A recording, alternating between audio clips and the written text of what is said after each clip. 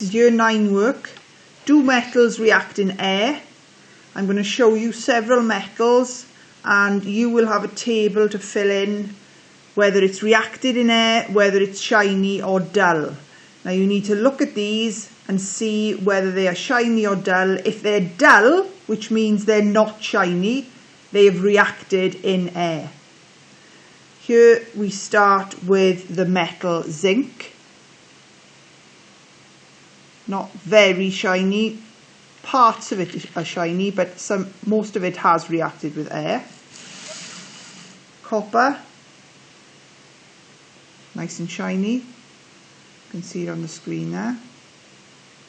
Silver, again nice and shiny. Magnesium, parts are shiny, parts are a little dull.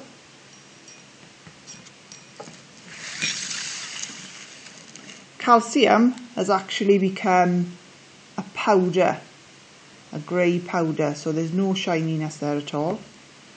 Sodium we keep in oil. This is a bottle of paraffin with a piece of sodium at the bottom here, and you can see there's no shininess to it whatsoever.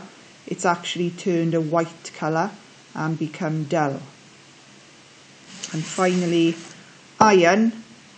So the nails and the screws that you use in everyday life are made from iron or steel. There's parts that are shiny and it has become a little bit dull on the end.